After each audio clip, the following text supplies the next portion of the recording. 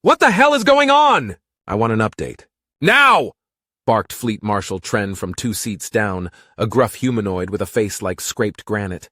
His impatience cut through the tension of room 17B like a wire blade.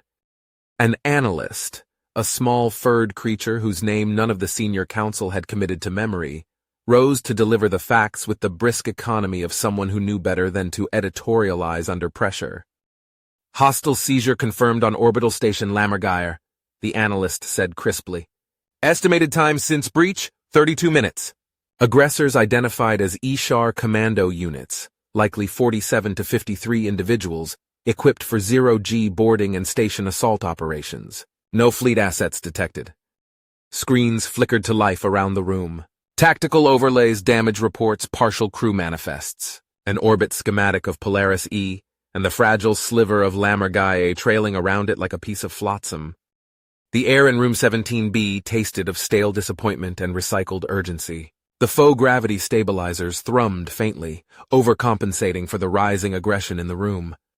High Executor Relvan of the Zinthari Matriarchate shifted in the Commodore chair, her polished thorax catching the overhead lights in nervous reflections.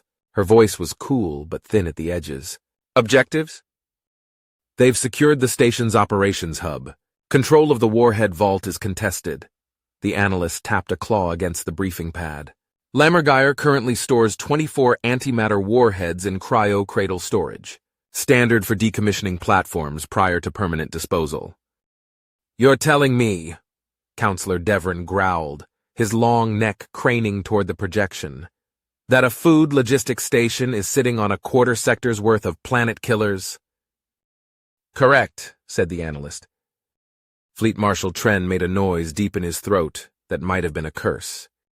If the warheads were detonated, or worse, used to extort the agricultural outputs of Polaris E, the resulting famine would ripple through 3 sectors. The Galactic Concord would lose billions in supply support almost overnight. It would be an economic collapse that not even full military intervention could easily repair. High Executor Relvan steepled her slender hands. Status of civilians? Mixed. Some detained. Some scattered into maintenance levels. A flick of a claw brought up a second stream of data. Security systems compromised. However, some non-critical feeds remained functional. Put them up! Tren snapped. The main wall dissolved into flickering windows, split into a dozen camera feeds, most of them shaking, damaged, or completely dark. The first few seconds showed what everyone expected. Ishar squads moving with lethal professionalism, securing corridors, rounding up station staff, the metallic clatter of weapons, the muted terror of civilians complying under duress. And then one feed, labeled Hab Mess Sec 2, shifted. A smaller, grimier section of the station, the kitchen. It was not empty. The directorate leaned forward instinctively. A knot of figures in grease-stained uniforms and civilian clothing were moving with surprising coordination. Not running, not surrendering, organizing. At the center, a single woman stood issuing rapid, unmistakably military hand signals, short, commanding gestures that snapped others into motion. She was old. That much was immediately obvious. Even across the low-res feed, the slope of her shoulders and the white streaks in her tightly braided hair were clear. She wore a heavy kitchen apron, dusted with flour or dust, and moved with a deliberation that seemed almost lazy until one realized how quickly people obeyed her. The analyst hesitated, then pulled up a flashing personnel file beside the feed. Grace Eleanor Holt. Species, Terran age, 72 standard years occupation, Category 7, non-combatant custodian, mess hall supervisor. Additional note, prior service, Terran Special Forces Division, Black Ops Commander, retired. Clearance level expired. There was a long moment of profound silence. 72? Someone finally asked, voice very nearly cracking. 72, the analyst confirmed. Relevon blinked slowly, trying to reconcile the information with the woman now directing a hasty barricade made from overturned catering units and loading crates. Counselor Devrin leaned closer to the feed, squinting. She's cooking up resistance. That is a technical description, murmured Admiral Voss dryly, without lifting his gaze from the screens. On the feed, Grace pointed sharply. 2 kitchen workers, Young humans, if grainy resolution could be trusted, ducked behind a portable storage unit and prepared hoses, stripping them from the bulkhead maintenance lines. It was improvised work, but done fast, done right. A nearby Ishar patrol, 6 soldiers moving with typical confidence, turned a corner and stumbled into the mess hall perimeter. Grace didn't hesitate. She barked an order. One of the kitchen staff loosed a jet of high-pressure cleaning foam across the corridor, sending 2 of the Ishar skidding into a stacked supply cart. Another fell back into a mess of chairs. Grace stepped forward herself, drawing a large, well-worn kitchen knife from a loop on her apron, and moved with terrifying speed for someone 3 decades past standard combat retirement age. The knife found a seam in the Ishar armor. The Ishar dropped like a marionette with its strings cut. In room 17B, no one spoke. Fleet Marshal Tren exhaled slowly through his nose. Terrans, he muttered under his breath. Relvan turned toward him, a strained look crossing her polished features. Is this normal? Define normal, Tren said grimly. On the screen, Grace was already regrouping her team, issuing low, efficient commands, and turning over yet another supply cart to create cover against potential retaliation. Room 17B buzzed with the quiet, helpless realization. They were witnessing a counteroffensive, led by a 72-year-old kitchen worker, armed with kitchen knives, cleaning supplies, and the kind of tactical ruthlessness only humanity seemed able to distill with age. No one dared to interrupt the feed. On screen, Grace Holt moved with calm authority, leading her team through the dim service corridors of Orbital Station Lammergeier. Every few minutes she paused to jab a sequence into rusted bulkhead panels, sealing heavy doors and cutting off Ishar patrol routes. The station's ancient maintenance system, ignored for decades by administrative reviews, responded sluggishly, but it responded. Strategic overlays flickered across the displays in room 17B. Predicted Ishar movement corridors shrank rapidly under Grace's guidance, her team forcing the invaders into narrower, more predictable channels. It was methodical, surgical. She's compartmentalizing them, Fleet Marshal Tren murmured, half to himself. At one corner of the feed, a secondary camera activated. Grace knelt by the battered kitchen lift, an ancient food elevator rarely used since the station's last modernization. She tapped a sequence onto the lift's side panel. Old Terran Morse code, slow and deliberate. Seconds later, the lift shuddered once, then returned with a brief stuttering tap-tap-tap of its own. High Executor Relvan leaned in slightly, as if proximity to the screen would help translate faster. The analyst spoke quietly. She's contacting the station commander. Coded dialogue. They're keeping it short.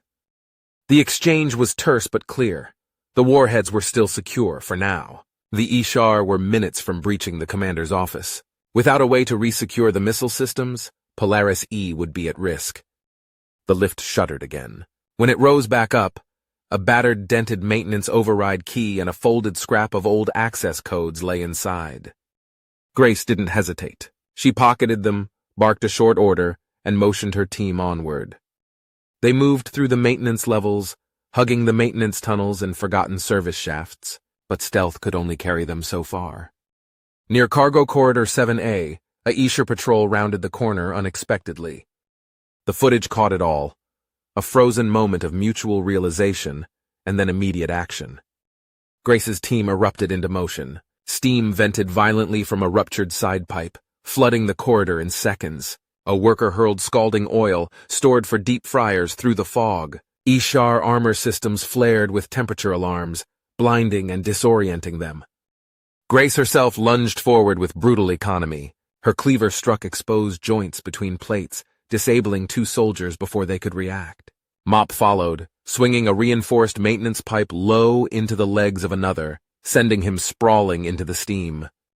The entire skirmish lasted fewer than 20 seconds. Room 17B was dead silent. She's not fighting them, said Commodore Devrin slowly. She's deleting them. High Executor Relvan said nothing, her mandibles tight against her face. The footage rolled on. Grace used the maintenance override codes to bypass primary security checkpoints, accessing critical systems the Ishar hadn't yet secured. At the station's missile control deck, she worked quickly, her staff setting up impromptu barricades while Grace keyed into the cryo-cradle systems. A flashing status appeared in the Directorate's live feed. Deadman Protocol armed. The analyst explained softly, almost reverently, if the Ishar manage to breach missile controls, the warheads will detonate on the station. Localized. No threat to Polaris E. Tren grunted in approval. Brutal. Effective.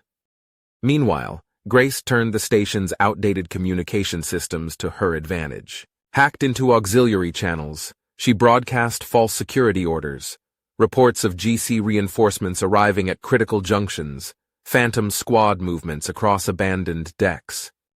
Split-screen footage showed Ishar squads hesitating, splintering their forces, chasing ghosts down empty maintenance corridors. It was, to a professional military mind, a masterclass in psychological warfare executed with whatever broken tools were left to hand. Finally, with the warheads secured and enemy coordination collapsing, Grace and her team began systematically rounding up the scattered Ishar forces. Some surrendered willingly, others were overwhelmed by sheer confusion, and the unseen, relentless advance of cafeteria workers moving like a special forces unit through the hollow guts of the station. 7 hours and 24 minutes after it had begun, the main station status feed updated. Status secured. No one in room 17B spoke.